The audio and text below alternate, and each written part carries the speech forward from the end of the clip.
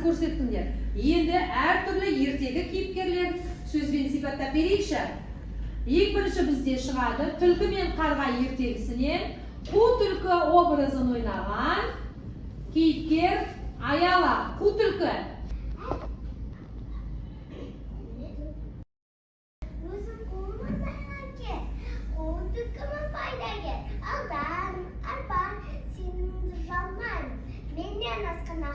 Улмаңда бармай екен улмаңда. Уысыма түскенде қаптырамын құршанға. Әдеттен де озбаймын, оқуға аяқ алдаймын. Қу түлкімін қашандан, ардатыны болжаймын. Кәнекей, Аялаға жасалақтаймыз. Аяла рахмет. Енді дәл осы рөлді бізде Кәусар орындап жүрсін. Кәусарды тамашалайсыз.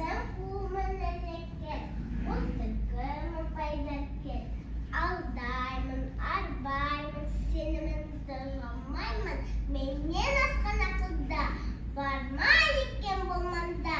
Уысыма түскенде қаптырамын құршанға. Әдеттенде озбаймын, опына аяқ алдаймын.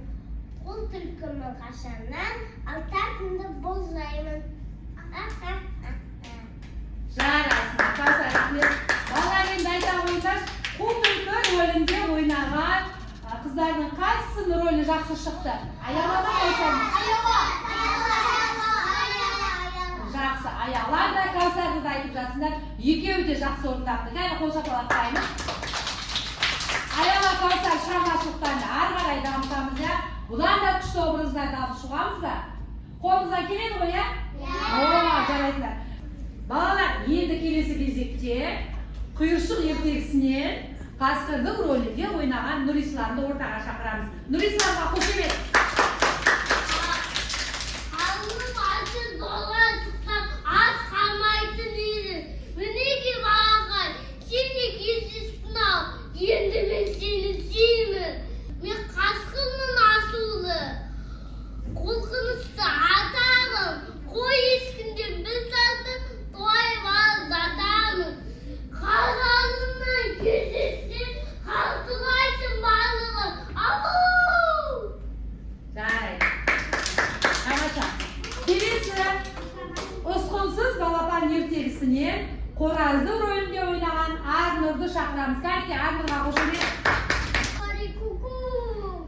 Қалсындарым алтындай, айдарым жалтырлай.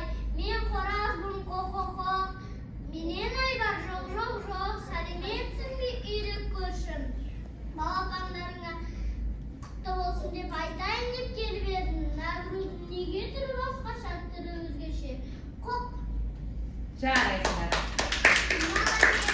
Енді қаңғаштың құйрығы неге айыр ертегісінен Айдақардың рөлінде ойнаған Әли Қожаны ортаға шақырамыз. Кәнекей, қошемет. Арқалған азу едім, көкке шықсам күнді жапқан едім, жерге түссем азығымды тапқан едім, елдің құтын қашырған едім, күш қуатымды аздырған едім, Құдайдан жандыларға қарсы едім, Құдайдан кейін мен болған едім, ау енді қартайдым, әлім жетпейді, өмірімді ұзартатын амал шипа табыңдар. Келесі кезекте бізге өзінің жұмбақ санамағымен, өзінің сұрағымен Сағыныш қызымызды ортаға шақырайық. Кәнекей балалар.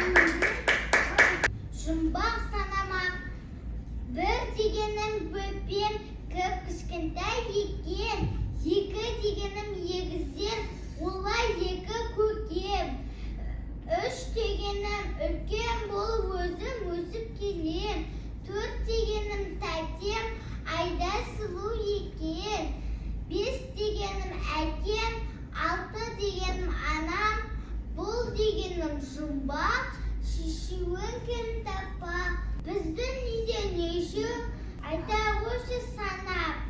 Балалар, кәнекей, нешеу екен санап отырдық па? Нешеу? Жоқ. Жетеу.